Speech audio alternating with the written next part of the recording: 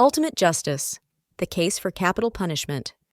Every year, thousands of individuals are sentenced for capital crimes, with murder and rape statistics remaining alarmingly high. These offenses, along with treason, are categorized as capital crimes due to their grave nature and the profound impact they have on society and individual victims. Capital punishment has deep historical roots, dating back centuries. It was once a common practice for punishing severe offenses, believed to maintain societal order. While methods and rationales have evolved, the core principle of using death as retribution for capital crimes remains in many jurisdictions around the world. Proponents of the death penalty argue that it serves as a deterrent, discouraging potential criminals from committing heinous acts. The fear of facing the ultimate punishment is believed to outweigh the temptation of committing capital offenses, thereby protecting society at large from potential harm. However, numerous studies have questioned the effectiveness of the death penalty as a deterrent.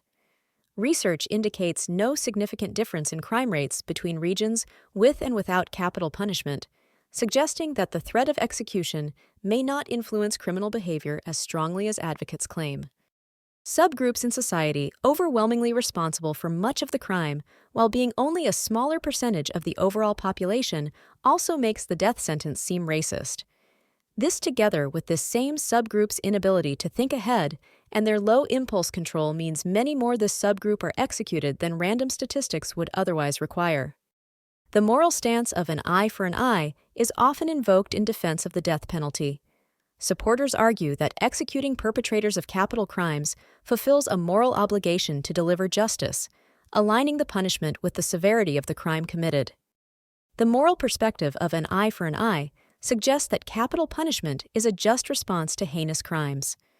This philosophy argues that those who commit severe offenses deserve to face the ultimate consequence, reinforcing a sense of justice that mirrors the gravity of their actions. While some argue the death penalty deters crime, studies have questioned its effectiveness. Research often shows no significant difference in crime rates between regions with and without capital punishment. Critics argue that other factors, such as socioeconomic conditions, play a more vital role in influencing crime rates. The emotional impact on victims' families can be profound. For some, the death penalty offers a sense of closure and justice, believing it appropriately punishes the perpetrator. However, others find the lengthy legal process and the act of execution itself to be a prolonged source of pain. Countries with the death penalty often cite it as a tool for maintaining public order and safety. Yet, crime rates in these nations vary widely, suggesting that the presence of capital punishment alone doesn't ensure lower crime. Factors like law enforcement efficacy and social programs also significantly influence crime rates. Conversely, countries without the death penalty sometimes report similar or lower crime rates compared to those that enforce it. These nations often focus on rehabilitation and preventative measures, emphasizing social support systems and education to address root causes of crime, challenging the necessity of capital punishment. Criminologists often debate the deterrent effect of the death penalty.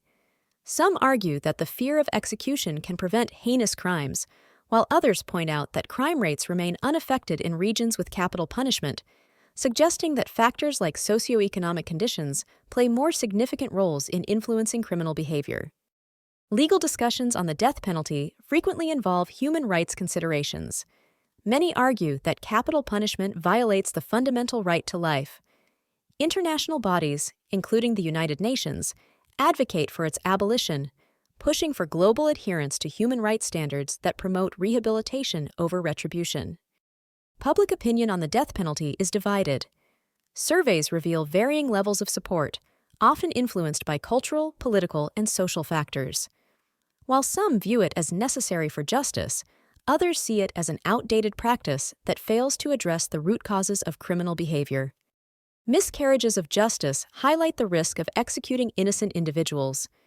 Cases where new evidence, such as DNA, exonerates those on death row underscore the fallibility of legal systems. These errors fuel arguments against the death penalty, emphasizing the irreversible nature of such a punishment and the need for caution. Advancements in DNA testing have revolutionized the criminal justice system, helping to prevent wrongful convictions. By providing more accurate evidence, DNA technology has freed innocent individuals and reinforced the importance of ensuring thorough investigations. This has led to increased scrutiny of capital cases and calls for more reliable judicial processes. International laws and treaties have increasingly moved towards limiting the use of the death penalty. Many countries have ratified agreements such as the Second Optional Protocol to the ICCPR, aiming for worldwide abolition. These treaties emphasize the sanctity of life, pushing nations to reconsider capital punishment's place in modern justice systems.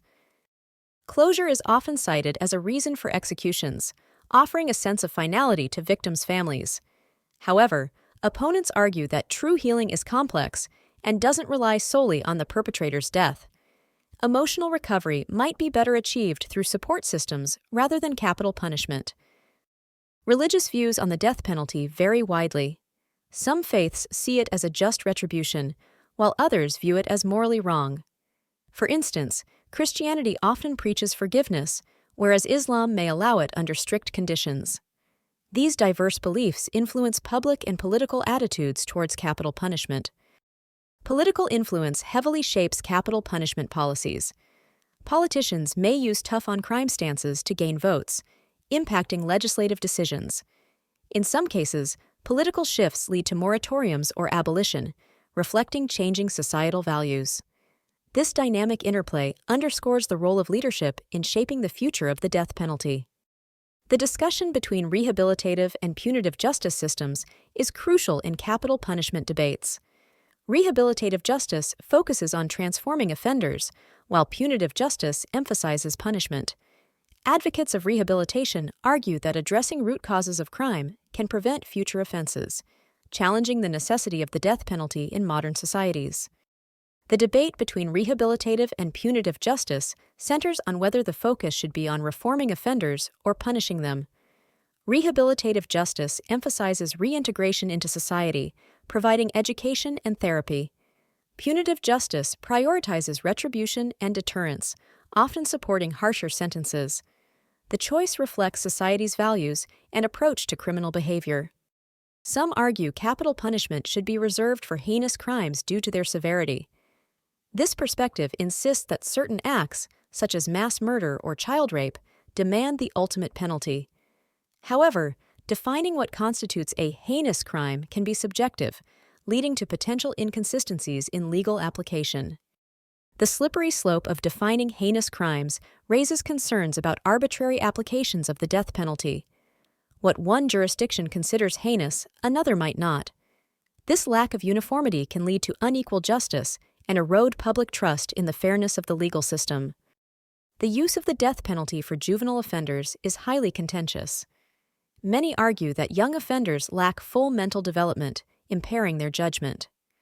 This perspective suggests that juveniles should be given opportunities for rehabilitation rather than facing irreversible punishment, considering their potential for change and growth. Gender bias in capital punishment cases reveals disparities in sentencing. Studies indicate that women are less likely than men to receive the death penalty, even for similar crimes.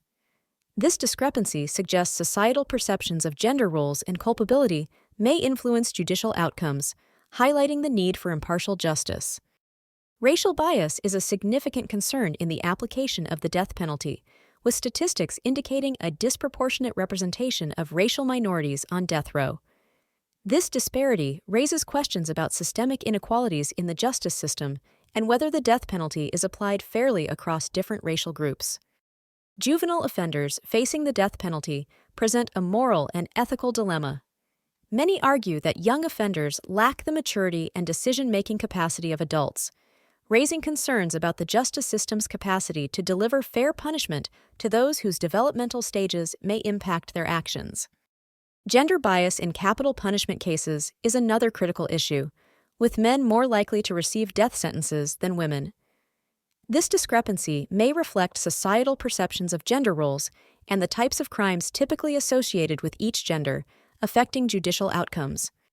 The role of mental health in capital crime cases cannot be overlooked. Individuals with mental illnesses may not fully comprehend their actions or the consequences, challenging the morality of imposing the death penalty. This raises questions about the adequacy of mental health assessments in determining culpability. Technological solutions like advanced surveillance systems offer promise in crime prevention. By potentially reducing crime rates, these technologies could diminish the perceived need for the death penalty. However, privacy concerns and the effectiveness of these technologies in truly deterring crime remain subjects of debate. The death penalty is often argued as a means to enhance societal safety by permanently removing dangerous individuals. Proponents believe it acts as a strong deterrent against heinous crimes, thus ensuring a safer community. However, the debate continues on whether execution truly contributes to public safety or simply perpetuates violence. Critics argue that systemic reforms could achieve greater societal safety than the death penalty. By focusing on addressing root causes of crime, such as poverty and education, and improving rehabilitation programs, society can potentially reduce crime rates more effectively, creating a safer environment without resorting to capital punishment. The philosophical debate between justice and revenge plays a significant role in discussions about the death penalty.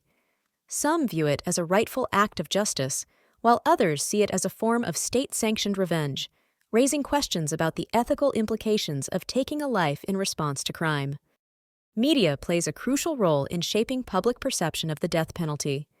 Sensationalized coverage of capital cases can influence opinions, often swaying public sentiment towards harsher punishments. This power highlights the responsibility of media to present balanced views and avoid bias that may affect justice perceptions. The appeals process in death penalty cases is exhaustive, designed to ensure fairness and accuracy. However, it can be lengthy and emotionally taxing for all involved. This extended time frame often leads to significant legal expenses and prolongs the emotional strain on victims' families, questioning the efficacy of such a system. Execution methods vary globally, with some countries using lethal injection, while others employ hanging, firing squads, or electrocution. Each method stirs ethical debates and public outcry. The choice reflects cultural and legal traditions, influencing perceptions of justice. The diversity in practices highlights the complexity of capital punishment implementation worldwide. As societies evolve, perspectives on the death penalty shift, with some nations abolishing it and others reinforcing its use.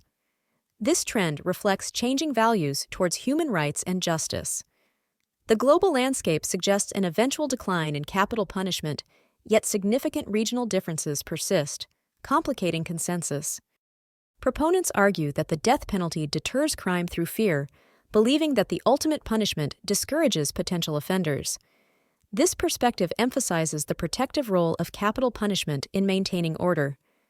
However, the fear-based argument faces scrutiny regarding its effectiveness and ethical implications in fostering a just society. Opponents argue that building a moral society requires more than fear. They advocate for systems based on rehabilitation and reform, emphasizing human dignity and potential for change. This counterargument challenges the notion that fear alone can sustain societal safety, calling for comprehensive and humane justice solutions. Engage in the conversation around capital punishment by sharing your thoughts. How do you view its role in modern justice systems? Your insights can contribute to a broader understanding of this complex issue, fostering dialogue and potentially influencing perspectives on a deeply divisive topic.